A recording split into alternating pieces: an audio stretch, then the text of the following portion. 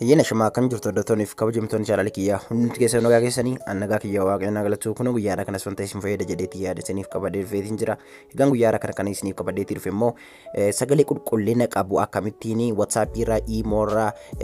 akkasumas immoo normally karaa bilbilaalee yoo namni nuuf bilbilee anytime namni bilbilanuuf bilbileenan sagalee qulqullina qabu akkamittiin nama waraabuutii dandeenya kan jedhu isinitti agarsiisa jechuudha daawwattootiyyaa baay'ee tokko kan isinitti toludha jechuudha hanga xumuraatti waliin ta'uun daawwadhaan isiniin jedha egaan sagalee iddoo kamirraa yoo isiniif bilbilame qaxxitaa yeroo masanaa waraabuutii dandeessu ofii isaatii waraabeellee kan isin jeequllee miti jechuudha kan nama feetanii duwwaa jechuudha kan abbaa barbaadanii duwwaa waraabuu kan isin dandeessu jechuudha daawwattootiyyaa inni ofii isaatiin saayitii bilbilli isiniif bilbilamutti ofii isaatiin irra isiniif baay'achuudha yoo rikardi gochuutii barbaadan kunoo iddoo kanarra cuqaasuudhaan salphaatti rikardi gochuu kan isin dandeessudha waan ta'eef jechuudha kan inni namatti tolu egaan hanga xumuraatti waliin ta'an isin jedha ammallee egaan appilikeeshinicha lafin irra isiniif kaa'u iddoo kanarra jechuudha weebsaayitii koodha kun akkuma argaa jirtanii kanarra karaa telegiraamii warri fayyadamtan immoo telegiraamii koo maqaan isaa OTSL kan jedhudha waan ta'eef OTSL jettanii yoo sarchii gootan chaanaaliin koo isa kanadha as keessaatti wantoota hedduu isin fayyadan waa baay'een as keessa isiniif kaa'a galaatii karaa kanaallee na hordofaan isiniin jedha karaa weebsaayitii kootii namoonni daawunloodii godhachuutii barbaadan kun akka kanatti naan isiniif beeti jiru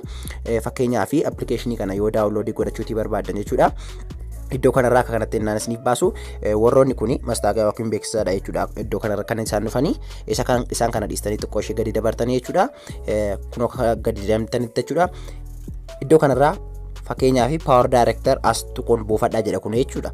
kana yeroo hundumaa jechuudha appilikeeshiniin isiniif kaa'u jala isaarra as tuqoon buufadhaa kan jedhu duwwaa ilaaluudhaan daawunloodii godhattu jechuudha kun akkuma agartanii ishee kana innaa isin tuqtan qaxxitaa bilbila keessan irratti daawunloodii ni ta'a jechuudha amma ni eegalla kanaaf appilikeeshinicha akka buufattaniin keessoon appilikeeshinicha kanadha jechuudha kan inni fakkaatu egaan jalqabaa kunootti next ni jettu jechuudha next innaas jettan agree kan jedhu singaata agree ni jettu grant permission ni jettu jala kanarra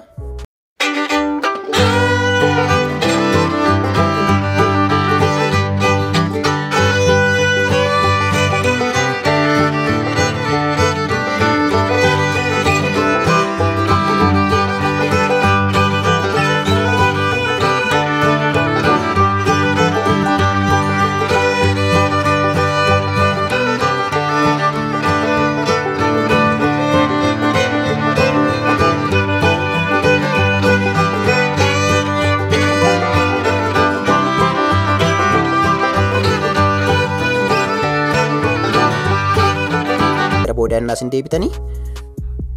okay go it kan jedhu jirti ni cuqaastu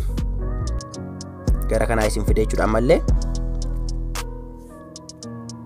iddoo kanarratti wanti isin adda baafachuutii qabdanii kunoo akkanatti isiniif baasa jechuudha hunda keessaniif iyyuu isin appilikeeshinoota as keessaa yoo dhabdan jechuudha wanti isin gootan kunoo ishee kanarra jechuudha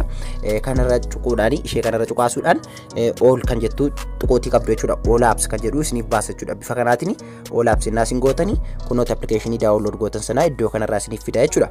kunooti iddoo kanarraa argadheetan jira jechuudha kana keessa innaa seentanii ayyama isin gaafata waan ta'eef allawuu ni jettu jechuudha kan hundumaa kan inni isin gaafatuu fi sagalee qulqullina qabuun isiniif waraaba jechuudha sanarratti immoo guutummaa appilikeeshinii keessanii karaa kamiin yoo isiniif bilbilame salphaatti namoota barbaadan irraa waraabuu akka isin dandeessuuf jechuudha kan inni kan hundumaa isin gaafatu iddoo kanarraa isiniif fida yes ni jettu allawuu ni jettu foon isiniin jedha dhumarratti akkanatti isiniif baasa jechuudha amma tajaajila eegaleetti jira jechuudha guutummaa guututti kanaaf salphaatti itti fayyadamuutti eegaluu ni dandeessu jechuudha saayitii ammaa kaastanii jechuudha egaan haala kanaatiin gara kontaaktii neemii keessan isin fida saayitii ammaa kaastanii itti fayyadamuutti ni dandeessu jechuudha fakkeenyaaf bilbila tokko yoon bilbilee amma kunoo gaafa namaaf bilbiluu yookiin immoo namni yeroo naa bilbiluu wanta ni ta'u ilaalaa jechuudha kunootti egaa salphaatti iddoo kanarraa jechuudha lafan xiyyaan agarsiise kanarraa ofii isaatii notifiikeeshinii yookiin immoo ergaa gabaabaa isiniif fida jechuudha daawwattoota kanaaf salphaatti egaa nama waraabuutti barbaadan sana filachuudhaan waraabbachuutii ni dandeessu jechuudha ofii isaatii kan nama hundumaa waraabee isin rakkisu jechuudha yoo barbaadanis kan nama hundumaa kan waraabu godhachuutii ni dandeessu garuu sun nama jeeqa jechuudha nama waraabuu barbaadan qofaa yoo waraabdan irra caalaa namatti tola jechuudha by the way iddoo kanarraa notification yookiin immoo mallattoo kana bilbila keessan irratti yoo arguutii baattanii gubbaa kanarraa kan inni isiniif kaa'u yoo isa dhiistan immoo kunoot jechuudha wanti isin gootanii gubbaa kanarraa mallattoo tuqaa 3 kan jirtu ni ni cuqaastu jechuudha. Kana keessa seenuudhaan sirreeffachuutii ni dandeessu jechuudha. As keessaati riikaardi kan jettu jirti jechuudha. Kun akkuma agartanii kana innaas hin tuqxanii kunoo iddoo kanarraa kana isiniif baasa jechuudha. Yoo kun akkana ta'ee dhufa ta'ee ishee kana jechuudha harkisuudhaan gara kanaatti dabaluutii ni dandeessu jechuudha. Saniin boodadha jechuudha kan inni isiniif baasu. Inni kan biraanii nama tokko filatanii yeroo hunda yeroo inni bilbilu yoo qaxxasaa waraabuutii irraanfattan illee jechuudha. Ofii isaatiin of ajajaa appilikeeshinii guddaa kan waraabu gochuutii ni dandeessu jechuudha. Kana gochuudhaaf gubbaa kanarra kunoo mallattoo tuqaasaa kan appilikeeshinicha keessaa ni cuqaastu jechuudha. Innas kana cuqaastan gara kanaa isin fida. As keessaati kunoo siitingii isa kana filattu jechuudha. Kunoo kan keessaa akka galtaniini kana innaas hin filattanii as keessaa kana isiniif baasa jechuudha. Kunoo ishee kana oonii godhattu jechuudha jalqaba. Kun ofii taate yoo jiraatte kana bifa kanaatiin oonii gootanii gara booda deebitaniitu ammas keessa seenuudhaan iddoo kanarraa riikaardii kan jedhu kana keessa seenuudhaan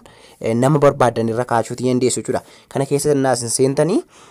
kunoo iddoo kanarraatii nama barbaadan filachuutii dandeessu jechuudha. Toora lammaffaa kanarratti kan argamu kana keessa innaas seentanii kunootti aadde kan jettu jirti jechuudha. Aadde jechuun nama itti dabaluu yookiin immoo filachuudha jechuudha. Kana keessa innaas seentanii kontaakti neemii keessan isiniif baasa. Kontaakti neemii keessaati nama barbaadan irra galchuudhaan kunootti okay jechuudhaan ofii isaatiin of ajajee akka inni yeroo hundaa namni kun naan isiniif bilbilu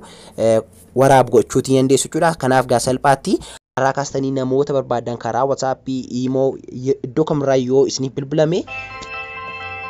waraabuutii dandeessu jechuudha. Hordoftoota yaa akka isinitti tole abdiin qaba. Yeroo taanuu kan kana caalaa bareedu barnoota adda deebinee hanga garuutti nagaan naaf tura. Akkuma sila isinitti immoo telegiraamii websaayitii qorran isiniif karaa isiniif danda'ame karaa lamaan iyyuu buufachuutii dandeessuun isiniin jedha. Egaan yeroo taanuu deebinee hanga garuutti immoo nagaan naaf tura. Isinan jaaladha, isinan kabajaa. Bye bye.